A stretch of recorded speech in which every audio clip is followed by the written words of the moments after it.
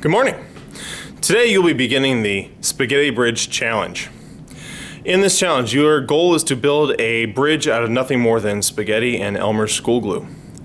The goal is to build this bridge that covers a 20 centimeter gap between our lab tables and see how much weight you can make it hold. Of course, a lighter bridge will score you a higher score. Enough of that, let's get into it. Here, give me a second. So, you got your ordinary materials here. We've got some standard spaghetti and standard school glue. Now, you may ask, why is it green? That's green because if you look here, I can see traces of green in the glue, and that's why I put the green in the glue. Now, things you are allowed to do while building your bridge. Number one, you are allowed to make a plain old weld of two pieces of spaghetti together. Just plain old one across another. No problem there. I want you to notice, I have two pieces of spaghetti just kind of laying on the mat here that are not attached to anything. The reason for that is you don't glue it down to the paper. You can see right here this green dot, that's because too much glue is there, and if I had left it there, it would be stuck to the paper.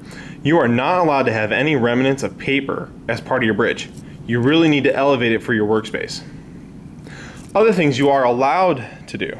Down here, you'll see I have this little rig made, and there are spot welds there in each of these locations. In terms of spacing, because you may be saying, well, what can I do for spacing?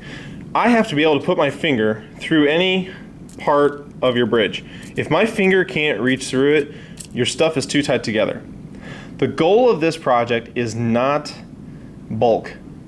It is finesse. It is engineering. Build a structure that is strong and yet light. Here you'll see a piece of spaghetti that is a double. Doubles are entirely illegal.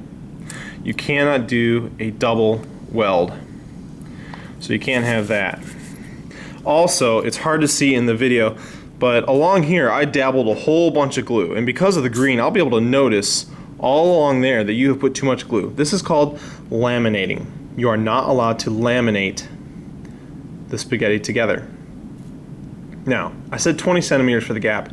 Your standard piece of spaghetti from the package is about 25 centimeters long. So you'd have a little bit of gap on either side, and that's why I chose the distance. Let's talk about the rules.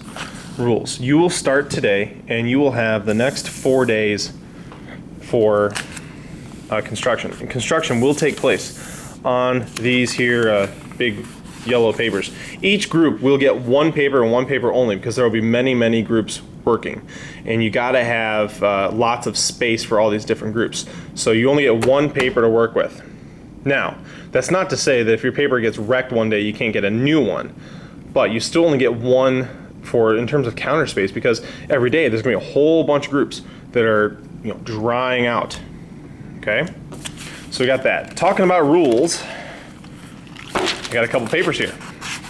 Number one, you've got the piles of paper we don't need. Okay, building codes. Building codes. Much like in any construction zone, there are building codes. Now, construction zone must be spotless at the end of every workday. This means there are no puddles of glue on the tables. There are no little bits and pieces of spaghetti all over the floor. The construction zone is entirely spotless. You will return any unused pieces of spaghetti back to the bin, because your class only gets a certain amount of spaghetti. Now, that said, you can have as much spaghetti for your bridge up to 150 grams, but the package is only 454 grams, so that would only be 3 groups out of there. That's ridiculous. Most bridges are between 20 and 50 grams, okay? You can have as much as you want, but you can only get 6 strings of spaghetti at a time in order to minimize waste, okay? One year I saw someone grab an entire handful of spaghetti, break it all in half, and then change their mind. Don't do that. You only get so much at a time. Yes, you can have more, but don't be wasteful, okay? That's the thing that you have to be careful about. Just don't be wasteful. Other building codes, no doubles. You cannot have 2 strands right next to each other. No laminating, so you can't have a big old gob of glue along something. This project is not about glue. It's about a structure. Spacing. I illustrated already, Mr. Wolf, 1 finger spacing. I've got to be able to put my finger through it. Even my drawing's too small to be truthful. I got to be able to put my finger through anything. Must cover a 20 centimeter gap. One year, I had a group of kids make a phenomenal bridge. It was beautiful. It probably would have held tons of weight. They made it exactly 20 centimeters long because they didn't think about what I was saying, and therefore their bridge fell in. It didn't hold any weight because it didn't fit. It was too small. The gap between 2 tables will be 20 centimeters. Your bridge will have to go above it. Your bridge must be 3-dimensional, so it must be at least 5 centimeters tall. There's no width required. When I say width, I'm talking about, like the surface of the bridge. And in regards, if you make it more of a box-shaped bridge, you might have 2 surfaces. In terms of surfaces, you really just got to have something to put the weights on. Now, you don't have to have a platform. There's no, log rafts allowed, no waffle fries allowed, okay? You can only go 1 or 2 layers thick like this. I've got the cross layer and the top layer. You can't have more than that in terms of thickness of any given layer, okay? So no width requirement, but you must support the weights, and the team will add the weights. Okay, on the testing day, which will be after our time, you guys will be the ones adding weights. I will sit there with the timer. That's my job. Your job will be to put the right amount of weights on, and it's actually quite comical watching you guys get all shaky doing it. Let's talk about scoring with the spaghetti bridge. Okay, bridge scoring. Number 1 thing, 4 points. Each day of construction, you can earn 1 point of construction score, meaning you cleaned up and were efficient with your materials. If you are messy, if you are not working, if you are wasteful with materials, you could lose that construction point. Next, 1 point for being on time, meaning the day we test them, they're done. There's no working on that day. If the glue is wet, you're not going to get anything done. Number 3, meets the size requirements. It is more than 20 centimeters long, so it covers the gap, and more than 5 centimeters high. Again, remember, I gave you no width requirement for the surface. Next, -1 point for all building code infractions. Now that's 1 point per infraction. If I see you have 2 doubles, I could take away 2 points. If I see that you have a double and you laminate and your spacing is too tight, I could take away 3 points or more. So be careful that you're not breaking the building codes. Now let's talk about how it's scored for the weight. Yes, your success is dependent on how much weight it holds. So we're going to talk about mass ratio. When I say mass ratio, I'm talking about bridge mass compared to the holding mass. So if you hold a 1-to-1 ratio, meaning if you have a 10-gram bridge and it holds 10 grams, you don't actually receive any points. I have literally had 1 bridge ever not hold its own weight, and that's because it was glued down to the paper and it was a train wreck. Next, 0.5 point for going to 1-to-10 ratio. 0.5 point for going 1-to-20 ratio. So for example, if you have a 10-gram bridge and it holds 100 grams, you get that one. If your 10-gram bridge holds 200 grams, you get this one. Then 1 point for hitting the 1-to-30, 2 points for hitting 1-to-40. If you have done everything properly, you got the 4, the 1, the 3, that's 8, and then the half, the 1, and the 2, you will now have earned a 12 out of 12, and that's the main grade right there, 12 out of 12. It's out of 12 points. It is possible to get bonus on this activity, bonus levels. And at that point, if you can achieve 1-to-60, you start earning bonus for every 10 ratios above, up until a maximum of 8 points. Now, it is a competition, so we want to see, even if someone can continue past where you'd earn 8 points, we want to see where the best bridge is. Okay? You must hold each setting for 5 seconds. And then afterwards, there is a 8-point write-up involved. In your write-up, you will have to discuss your team's intended design. So you want to talk about a little research. What were you trying to do with it?